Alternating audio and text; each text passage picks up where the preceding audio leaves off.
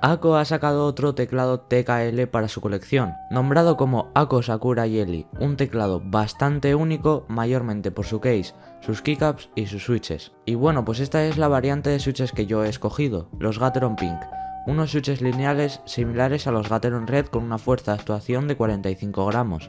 Pero bueno, ya hablaremos más adelante de ellos ya que ahora toca su unboxing. Y sí, esta es la caja, bastante cute, ¿verdad? Bueno, pues vamos a ver qué tenemos dentro.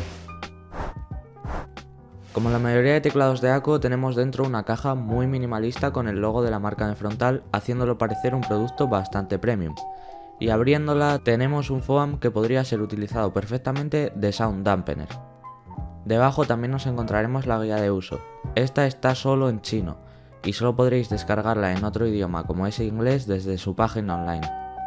Y a la derecha tenemos unos cuantos accesorios, como por ejemplo un keycap puller, que no son de los típicos que son más básicos, y algo que me ha parecido bastante interesante serían estas patas reguladoras de altura que son de Key Type On.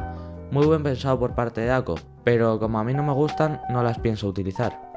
Y por último un cable USB tipo C de color rosa, con una calidad en general más que aceptable y generalmente este cable me parece muy bonito.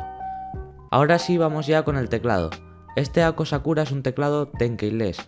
Esto quiere decir que prescindiremos del pad numérico haciéndolo más compacto para tener más espacio en nuestro setup. Además, esta case es de acrílico de un color rosa y tiene unas keycaps rosas similares a las Pudding de HyperX. Bueno, vamos ahora con su calidad de construcción. Como dije antes, este teclado tiene una case de acrílico, la cual tapa el housing de los switches casi por completo. Esta caja de acrílico personalmente me gusta muchísimo, y más si le añadimos el RGB. Pero hay algo que me impactó nada más sacar este teclado de su caja.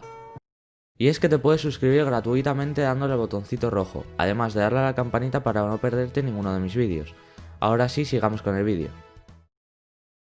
Y es que las capas del propio teclado no están rectas. Y bueno, investigando un poco, si le damos la vuelta al teclado y apretamos todos los tornillos, este problema se solucionará a medias, haciendo que las capas queden algo más rectas.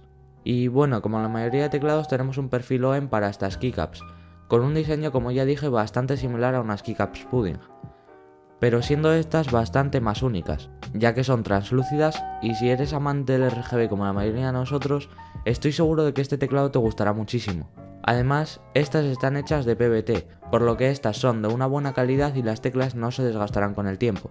Hablando ahora de los switches, tenemos en mi caso unos Gateron Pink, unos switches lineales con una fuerza de actuación de 45 gramos, y sí que es verdad que se me han hecho bastante similares a unos Gateron Red. Diría que son un rebrand de estos, pero personalmente me quedo con estos Gateron Pink. Y ahora mismo os voy a dejar un sound test con una comparación entre estos Gateron Pink y una comparación entre los Gateron Optical Red del SK61 que ya hemos revisado en el canal.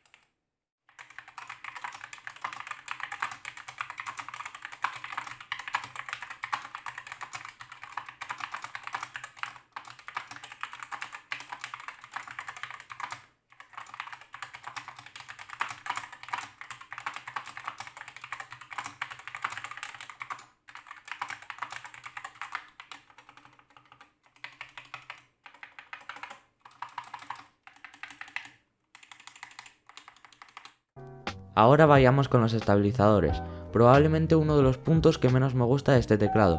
Quizá no sea debido a que estos estabilizadores de AKO sean malos, podría ser perfectamente un fallo de las primeras remesas ya que este teclado es bastante reciente.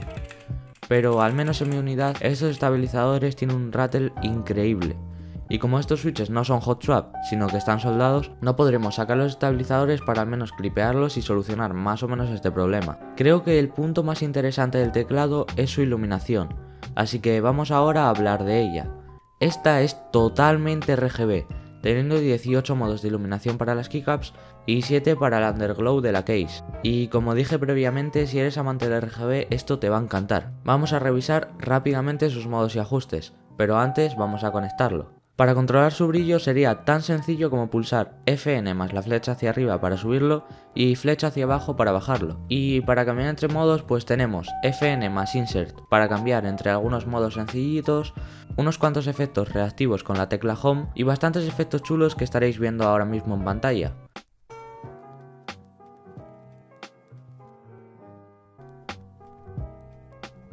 Además, para controlar los 7 modos de iluminación de la case, usaremos FN más Control para cambiar entre sus 7 modos de iluminación.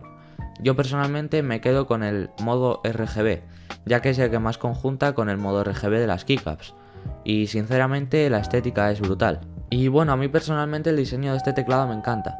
Me parece que puede ser bastante atractivo para la mayoría del público con todo el RGB y colorines que este teclado trae. Además, tenemos unas buenas especificaciones para este teclado, por lo cual yo os lo recomendaría bastante a pesar de tener el rattle que tiene en todos los stabs. Pero bueno, supongo que será un fallo de mi unidad. Ahora sí, por último te recuerdo que puedes suscribirte dándole al botoncito que te saldrá ahora mismo a la derecha. Solo es darle, no te cuesta absolutamente nada y me ayudaría un montón. Y ahora mismo por aquí a la izquierda te dejaré otro vídeo que puede que sea de tu interés. Muchas gracias por ver este vídeo y nos vemos en la próxima. Adiós.